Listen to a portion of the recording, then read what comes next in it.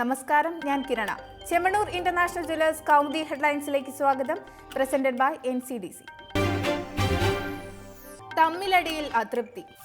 കോൺഗ്രസിലെ ഗ്രൂപ്പ് യുദ്ധം മുന്നണിയെ ശിഥിലമാക്കിയെന്ന കടുത്ത വിമർശനവുമായി UDF നേതൃയോഗം. ഇങ്ങനെ മുന്നോട്ട് പോയിട്ട് കാര്യമില്ലെന്ന് മുസ്ലിം ലീഗ്. സമരം ചെയ്യാൻ നേതാക്കൾക്കിടയിൽ യോജിപ്പ് വേണമെന്നും വിമർശനം. കോൺഗ്രസിൽ അനൈക്യം UDFനെ ശിഥിലമാക്കിയെന്ന് JDU. അതേസമയം കേന്ദ്ര സംസ്ഥാന സർക്കാരുകൾക്കെതിരെയുള്ള UDF സമര പ്രഖ്യാപന കൺവെൻഷൻ അടുത്ത മാസം നടക്കുമെന്ന് രമേശ് ചെന്നിത്തല. തോട്ടണ്ടി ഇറക്കുമതിയിലെ അഴിമതി ആരോപണത്തിൽ LDF നിലപാട് വ്യക്തമാക്കണം. കേരളത്തിൽ ഇപ്പോൾ നടക്കുന്നത് പോലീസ് രാജെന്നും വിമർശനം. കോൺഗ്രസിലെ തർക്കങ്ങളിൽ ഘടകകക്ഷികൾ കടുത്ത അതൃപ്തി അറിയിച്ചിട്ടും പ്രശ്നങ്ങൾ ഉടൻ തീരില്ലെന്ന സൂചന നൽകി ഉമ്മൻചാണ്ടി.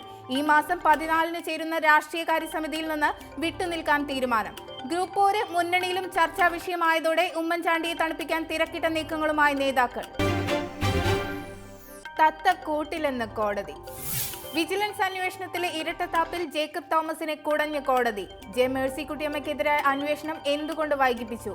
തോട്ടണ്ടി ഇറക്കുമതിയിലെ ക്രമക്കേടിൽ അന്വേഷണത്തിന് ഉത്തരവിട്ടത് പരാതി കോടതിയിലെത്തിയ ശേഷമെന്നും വിമർശനം. മുൻ മന്ത്രി EP ജയരാജനും ADGP ശ്രീലേഖയ്ക്കുമെതിരായ കേസുകളിൽ അന്വേഷണം വൈകിപ്പിച്ചതിലും അതൃപ്തി. വിജിലൻസ് ഡയറക്ടറുടെ നടപടികളിൽ കോടതി വിമർശനം ഉന്നയിച്ചത് കശുവണ്ടി വികസന കോർപ്പറേഷനിലെ അഴിമതിയുമായി ബന്ധപ്പെട്ട കേസ് പരിഗണിക്കവേ. പരാമർശത്തെ തുടർന്ന് ഉന്നത ഉദ്യോഗസ്ഥരുടെ അടിയന്തര യോഗം വിളിച്ച് വിജിലൻസ് മേധാവി. അതിനിടെ വിജിലൻസ് ഡയറക്ടർ സർക്കാരിന്റെ താളത്തിനൊത്ത് തുള്ളുന്നുവെന്ന് പ്രതിപക്ഷ നേതാവ്. CPM മന്ത്രിമാർക്ക് നേരെയുള്ള പരാതി ദീർഘകാലം പരിഗണിക്കാതെ നീട്ടിവെച്ചു. UDFകാർക്കെതിരെ കേസെടുക്കാൻ മാത്രമേ അദ്ദേഹത്തിന് ആവേശമുള്ളൂവെന്നും പ്രതിപക്ഷ നേതാവ്. തർക്കം ക്ലൈമാക്സിലേക്ക്. തിയേറ്റർ വിഹിതം പങ്കുവെക്കുന്നത് സംബന്ധിച്ച സംസ്ഥാനത്തെ സിനിമാ പ്രതിസന്ധി വീണ്ടും രൂക്ഷമാകുന്നു. പുതിയ സിനിമകൾ റിലീസ് ചെയ്യാത്ത സാഹചര്യത്തിൽ 350ഓളം തിയേറ്ററുകൾ അടച്ചിടുമെന്ന് സൂചന. പ്രതിസന്ധിയിൽ പരിഹാരം കാണാൻ A ക്ലാസ് തിയേറ്റർ ഉടമകളുടെ നിർണായക യോഗം 10-ന്. എക്സിബിറ്റേഴ്സ് ഫെഡറേഷന്റെ ഏകാധിപത്യ നിലപാടിൽ വിട്ടുവീഴ്ചയ്ക്കില്ലെന്ന് നിർമ്മാതാക്കളും വിതരണക്കാരും. സിനിമാ തർക്കത്തിൽ പരിഹാരം ഉണ്ടാകാത്ത സാഹചര്യത്തിൽ 2 ആഴ്ചക്കിടെ സംസ്ഥാനത്തിനുണ്ടായത് കോടിക്കണക്കിന് രൂപയുടെ നഷ്ടം. തടവറയിൽ കൂട്ടക്കുരുതി. ബ്രസീലിലെ മനാസിൽ ജയിലിലുണ്ടായ കലാപത്തിൽ കൊല്ലപ്പെട്ടവരുടെ എണ്ണം 60 കടന്നു. നിരവധി തടവുകാർക്ക് പരിക്കേറ്റതായി റിപ്പോർട്ട്. ആക്രമണം നടത്തിയത് മയക്കുമരുന്ന് സംഘത്തിൽപ്പെട്ടവരെന്ന പോലീസ്. നിരവധി പേർ ജയിലിൽ നിന്നും രക്ഷപ്പെട്ടതായും വിശദീകരണം. ജയിലിൽ ഞായറാഴ്ച മുതൽ സംഘർഷാന്തരീക്ഷം നിലനിന്നിരുന്നതായി അധികൃതർ. മയക്കുമരുന്ന് സംഘങ്ങളിൽപ്പെട്ട തടവുപുള്ളികൾ പരസ്പരം ഏറ്റുമുട്ടുകയായിരുന്നു. ജയിലിൽ ഉണ്ടായത് കലാപമല്ല, ചരിത്രത്തിലെ ഏറ്റവും വലിയ കൂട്ടക്കൊല എന്ന് ദേശീയ സുരക്ഷാ ഉപദേഷ്ടാവ് Sergio phone.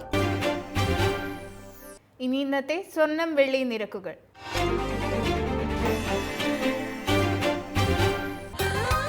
Dubai gold and diamond സ്വർണ്ണ വെള്ളി നിരക്കുകൾ നിങ്ങൾക്കായി അവതരിപ്പിക്കുന്നത്